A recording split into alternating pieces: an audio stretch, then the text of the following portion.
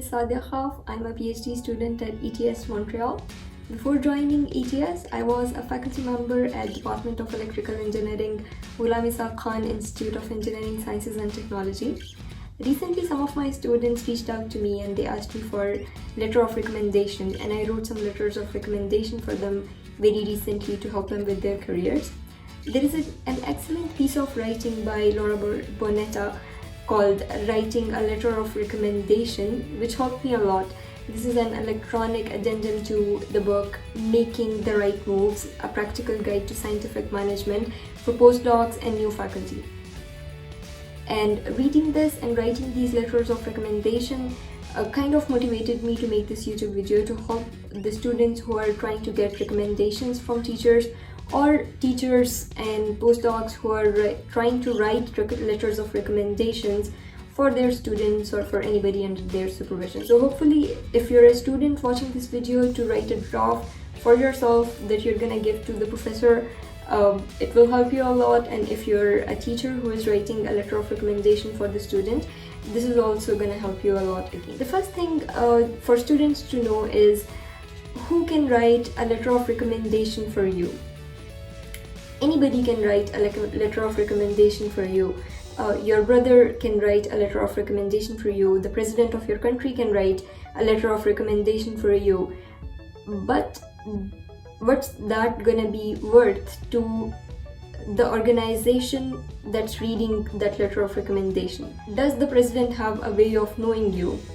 Have you ever interacted with the president? So if your letter of recommendation comes from somebody who is very well established in their field but have no way of ever knowing you, interacting with you, that letter is not gonna benefit you a lot. So just because somebody has a big shiny name does not mean that their recommendation can always help you. Try to ask for a letter of recommendation from people who have supervised you, who can testify to your abilities, to your work, who have known you personally, who can actually explain what your leadership skills are. Don't ask for letter of recommendations from people who don't really have a way of knowing you. The second thing is, when you ask them for a letter of recommendation, most likely they are going to ask you for either a draft of the kind of letter that you want or a summary of your achievements before writing a letter of recommendation for you. Now, if you're writing that summary or if you're writing a draft of a letter of recommendation for yourself, there are a few points that you need to take care of. Try to make your letter stand out by quantifying and comparing yourself with others. Rather than saying that XYZ is an outstanding student, try to make it comparable. How is the student outstanding? How are you comparing that student with others? If the class was of 40 students or 80 students, what was the rank of the student among them? Was he the top of the class? Was he the second best? Was he among top 10 students out of 80 students? Try to quantify and compare to highlight your achievements. Another thing to be aware of while you're writing a draft for a letter of recommendation for yourself is to avoid writing things about which the actual writer of the letter has no way of knowing. For example, when you were growing up as a child, you showed signs of potential and you were always motivated by this, you were interested in this field or that field. Your professor probably has no way of knowing that. So writing those things kind of makes it very obvious that this letter was written by the student and not the professor himself, and you need to avoid writing anything that the professor or whoever is writing this letter of recommendation for you does not have a way of knowing. Try to write, you can write things that the person may have known from your conversations with them, from your interaction over the years, but try to avoid writing the things that they simply don't have a way of knowing of. There are things that they can know from your resume, there are things that they can know from your transcripts, and there are things that they can know from possible conversations between you and them. Those are all the types of things that you can include in your letter of recommendation, even if those conversations didn't actually happen. Try to see the probability that does this look like something that may have come up in a conversation between me and my professor. So those are the things that you can include in your letter of recommendation.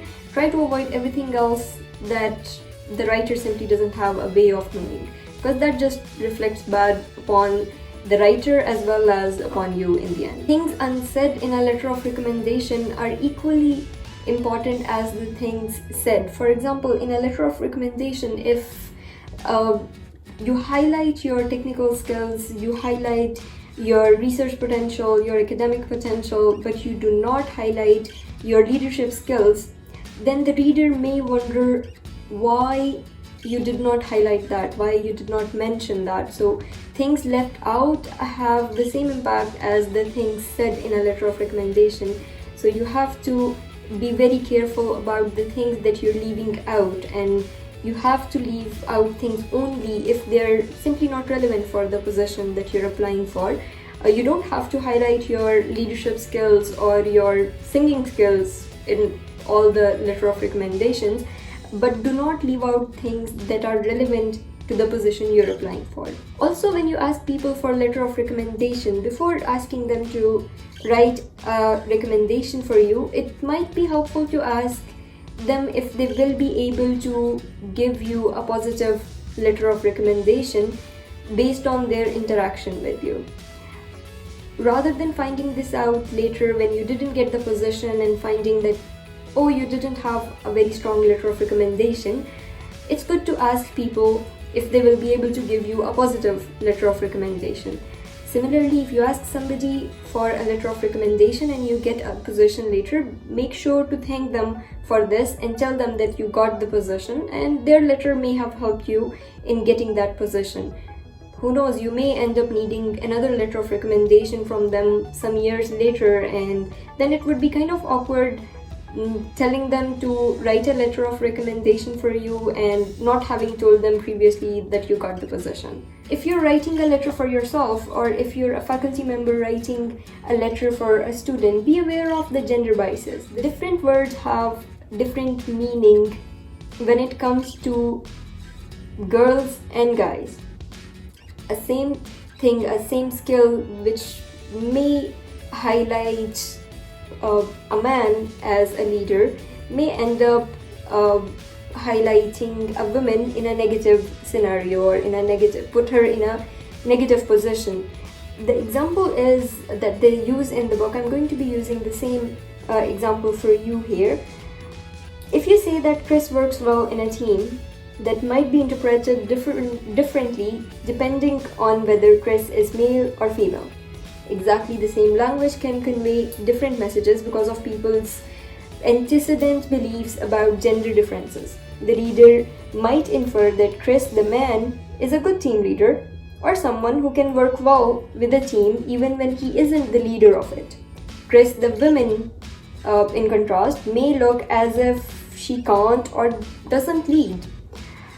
For both men and women, then, it's a good idea to be explicit that the man or woman is both a good team leader and can work collaboratively.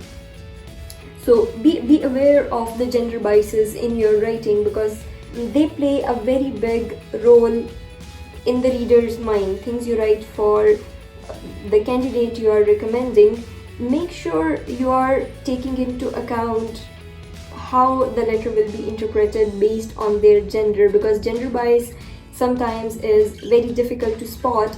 We all might have it without even knowing it. So try to make a conscious effort at knowing if there is a gender bias in your writing or in your reading. That's all for today. Take care, have a very nice day, and let me know if you have any questions.